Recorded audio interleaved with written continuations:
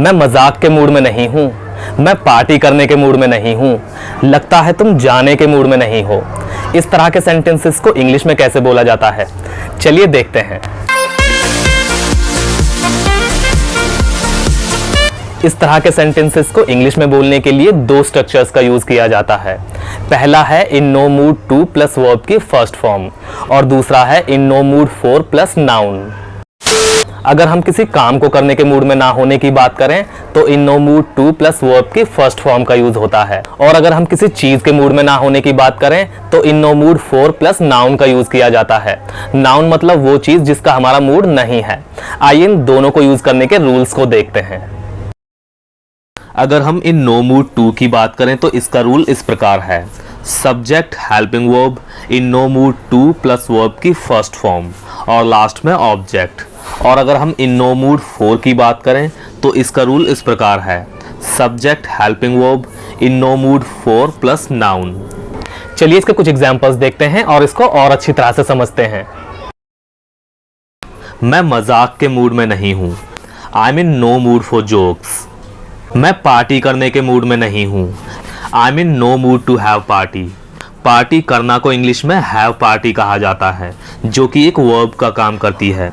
अगर हम केवल पार्टी बोलते हैं तो वो नाउन हो जाएगा, जैसे कि मैं पार्टी के मूड में नहीं हूँ, I am in no mood for party.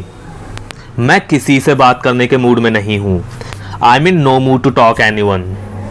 लगता है तुम जाने के मूड में नहीं हो, I think you are in no mood to go. मैं चाय के मूड में नहीं हूँ, I am in no mood for tea. मैं शादी करने के मूड में नहीं हूँ, I am in no mood to get married, या फिर I am in no mood to marry. उस टाइम पर मैं खाने के मूड में नहीं था, I was in no mood to eat at that time. और मैं क्या करता, और मैं कहाँ जाता, और मैं क्या कहता, और वो क्या खाता। इस तरह के सेंटेंसेस को इंग्लिश में बोलने के लिए कौन से स्ट्रक्चर का यूज किया जाता है? गाइज, इस तरह के सेंटेंसेस को इंग्लिश में बोलने के लिए जिस स्ट्रक्चर का यूज किया जाता है वो है व्हाट एल्स कुड। ये बहुत ही बेसिक स्ट्रक्चर्स में से एक है और स्पोकन इंग्लिश में बहुत यूज होता है। चलिए इसको यूज करने का रूल देखते हैं। इसके रूल के लिए सबसे पहले बोला जाता है व्हाट एल्स कुड और उसके बाद सब्जेक्ट। सब्जेक्ट के बाद बोली जाती है वर्ब की फर्स्ट फॉर्म, और अगर लिख रहे हैं तो लास्ट में क्वेश्चन मार्क लगाया जाएगा।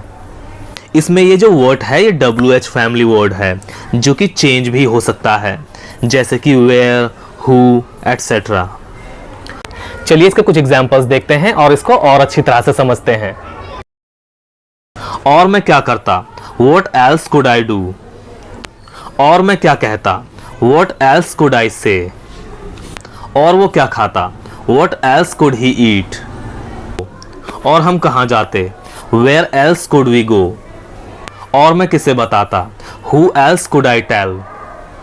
और मैं क्या पढ़ाता, What else could I teach? उसने मुझे अनसुना कर दिया, तुम हमेशा मुझे अनसुना कर देते हो। जब मैं उसे तुम्हारे बारे में बताने लगा तो उसने मुझे अनसुना कर दिया। अनसुना मत करो। इस तरह के सेंटेंसेस को इंग्लिश में बोलने के लिए कौन से स्ट्रक्चर का यूज किया जाता है, चलिए सीखते हैं। इस तरह के सेंटेंसेस को इंग्लिश में बोलने के लिए जिस स्ट्रक्चर का यूज किया जाता है वो है ट्यून आउट। ट्यून आउट का मतलब होता है अनसुना करना। आइए इसको यूज करने का रूल देखते हैं। सो गाइज, इसका रूल इस प्रकार है, subject helping verb tune out plus object. आप ऑब्जेक्ट को ट्यून आउट के बीच में भी लगा सकते हैं और अलग भी लगा सकते हैं, लेकिन ज़्यादातर इसको ट्यून आउट के बीच में ही लगाया जाता है, जैसे कि ट्यून मी आउट। इसमें ये जो ट्यून है ये एक वर्ब है जिसकी फॉर्म हमारे टेंस के अकॉर्डिंग चेंज हो जाएगी, जैसे कि ट्यून्स, ट्यून्ड, ट्यूनिंग, एटसेट्रा। चलिए इसके कुछ एग्जांपल्स देखते हैं और इसको और अच्छी तरह से समझते हैं। उसने मुझे अनसुना कर दिया, ही ट्यून्ड मी आउट।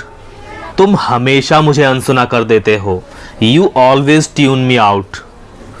जब मैं तुम्हारे बारे में बोलने लगा तो उसने मुझे अनसुना कर दिया, when I started speaking about you she tuned me out. बीच में अनसुना मत करो, don't tune out in the middle. अनसुना क्यों कर रहे हो, why are you tuning out. हमारे एक व्यूअर ने हमसे पूछा था कि ऐसा ही समझो इसको इंग्लिश में कैसे बोला जाता है। गाइज, इसको इंग्लिश में बोलने के लिए फील द सेम का यूज किया जाता है। फील द सेम का मतलब होता है ऐसा ही समझो। जैसे कि मान लीजिए आपसे किसी ने कहा क्या तुम कल नहीं आओगे, और आपको बोलना हो ऐसा ही समझो, तो आप बोल सकते हैं फील द सेम। तो गाइज, आज की इस वीडियो में बस इतना ही। आई होप कि आपको वीडियो पसंद आया होगा और आपको इन सभी स्ट्रक्चर्स का यूज अच्छे से समझ में आया होगा। अगर आपको कोई डाउट हो तो आप कमेंट करके पूछ सकते हैं। तो मिलते हैं अगली वीडियो में एक नए लेसन के साथ। Till then take care.